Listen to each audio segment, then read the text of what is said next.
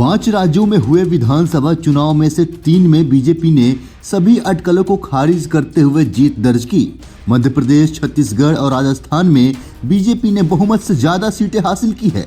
इन तीनों राज्यों के चुनाव में कांग्रेस ने बिहार में हुए जातीय सर्वेक्षण के बाद इस मुद्दे को जोर शोर से उठाया। विपक्षी पार्टियों का दावा था कि जातीय जनगणना के मुद्दों पर बीजेपी को नुकसान हो सकता है, लेकिन नतीजा कुछ और ही आया। बीजेपी ने अपने चिर परिचित वोट बैंक के अलावा बड़ी संख्या में ओबीसी वोट भी हासिल किया। बीजेपी ने छत्तीसगढ़ के आदिवासी इलाकों में भी इस बार अधिकांश सीटें जीती। वहीं मध्य प्रदेश में भी पार्टी को अच्छी खासी संख्या में ओबीसी समुदाय का वोट मिला। नतीजों के बाद सवाल ये उठता है कि क्या बीजेपी ने हिंदुत्व के मुद्दे के साथ साथ विपक्ष को जातिगत राजनीति में भी पीछे छोड़ दिया है? क्या विधानसभा चुनाव के नतीजे के आधार पर बीजेपी लोकसभा चुनाव में भी बढ़त हासिल कर पाएगी, या विपक्ष बीजेपी के लिए बड़ी चुनौती पेश करेगा और ओबीसी वोट लोकसभा चुनाव के दौरान अलग तरीके से काम करेंगे? जब तक समाज में विषमता है तब तक सामाजिक न्याय की आवश्यकता है। ये शब्द पूर्व प्रधानमंत्री अटल बिहारी वाजपेयी ने ओबीसी यानी अन्य पिछड़ा वर्ग के लिए आरक्षण की जरूरत जाहिर करने के लिए कहे थे। अटल बिहारी वाजपेयी के शब्दों से ये जाहिर होता है कि कैसे मंडल आयोग की सिफारिशें लागू होने के बाद इसने देश के राजनीतिक एजेंडे को बदल दिया। जाति समाज के एक वर्ग से अधिक राजनीतिक वर्ग के तौर पर देखी जाने लगी। मंडल आयोग ने क्षेत्रीय पार्टियों और जातिगत पहचान से जुड़ी राजनीति को भी पंख दिए। उत्तर प्रदेश और बिहार में RJD, Samajwadi party, Janata Dal United जैसी पार्टियों का कद बढ़ गया। साथ ही छोटे छोटे जाति आधारित समूह भी पनपने लगे। जैसे अकेले यूपी में ही राजभर समुदाय का प्रतिनिधित्व करने वाली पार्टी, कुर्मी समुदाय की बात करने वाला अपना दल और निषाद समुदाय की आवाज उठाने वाली पार्टी का जन्म हुआ।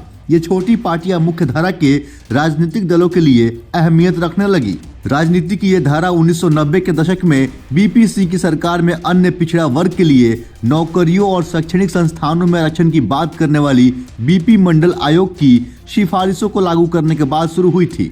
ये वो समय था जब भारतीय जनता पार्टी राम मंदिर अभियान पर जोर दे रही थी। इसे कमंडल की राजनीति कहा जा रहा था। बीपीसी के बाद आई हर सरकार ने आरक्षण का समर्थन किया। भारतीय जनता पार्टी भी हिंदुत्व की राजनीति को धार देती रही, लेकिन आरक्षण के मुद्दे पर पार्टी की राय अन्य पार्टियों के जैसी ही थी। साल 1979 में मोरारजी देसाई की सरकार ने बीपी मंडल की अगुवाई में आयोग का गठन किया, लेकिन इसकी सिफारिशें को 10 साल बाद बीपीसी ने लागू करवाया। ये कहा जाता है कि बीपीसी ने चुनाव में ओबीसी वोट बैंक को अपनी ओर लाने के लिए इस आयोग की सिफारिशें लागू की। ये वह समय था जब बीजेपी बीपीसी की सरकार को समर्थन देने के साथ ही राम मंदिर अभियान पर जोर दे रही थी। जानी मानी पत्रकार नीरजा चौधरी अपनी किताब में लिखती हैं कि ओबीसी समुदाय ने आरक्षण को लागू करने वाले बीपीसी को अपने नेता के तौर पर स्वीकार नहीं किया, बल्कि मतदाताओं का झुकाव अपनी जाति से आने वाले नेताओं की तरफ ज्यादा दिखा। लेकिन बीपीसी के फैसले ने देश में नई ओबीसी लीडरशिप जरूर खड़ी कर दी, जो अगले 2 दशक तक भारत की सत्ता का अहम अंग बने रहे। मुलायम सिंह यादव, लालू प्रसाद यादव, नीतीश कुमार, अखिलेश यादव, उमा भारती, कल्याण सिंह, शिवराज सिंह चौहान, अशोक गहलोत और अन्य कई नेताओं ने यूपी, बिहार, मध्य प्रदेश और राजस्थान में सरकार चलाई। धीरे धीरे भारतीय जनता पार्टी में भी पीढ़ी का परिवर्तन हुआ। साल 2014 में ओबीसी समुदाय से आने वाले बीजेपी नेता नरेंद्र मोदी प्रधानमंत्री बने। हिंदुत्व की राजनीति करने वाली बीजेपी इसके बाद चुनाव दर चुनाव बढ़त हासिल करती रही। 2019 में फिर से केंद्र में मोदी सरकार बनी और इस दौरान कई राज्यों में भी पार्टी ने भारी बहुमत के साथ सत्ता में आई। इसी साल बिहार में जातीय सर्वेक्षण के आंकड़े जारी किए गए और अगले महीने 22 तारीख को अयोध्या में राम मंदिर का प्राण प्रतिष्ठा होने जा रही है। बिहार के सर्वे में सबसे अधिक 36.1% आबादी अत्यंत पिछड़ा वर्ग की बताई गई है।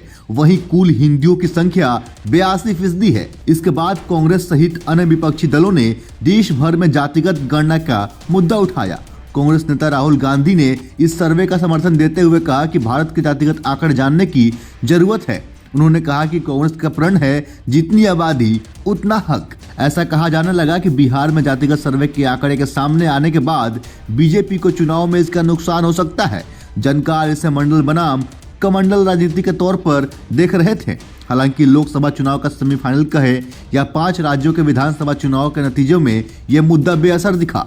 उल्टे अपने चुनावी प्रचार में प्रधानमंत्री नरेंद्र मोदी ने कहा कि देश में सिर्फ 4 जातियां हैं, गरीब, किसान, महिला और युवा। उन्होंने कहा कि जाति सर्वेक्षण के जरिए देश को बांटने की कोशिश हो रही है। इसके बाद जब बीजेपी ने इन तीनों राज्यों में मुख्यमंत्री और उप मुख्यमंत्रियों का चुनाव किया तो इसे 2024 लोकसभा चुनाव से पहले विपक्ष के जातीय मुद्दे को साधने की कोशिश के तौर पर देखा गया।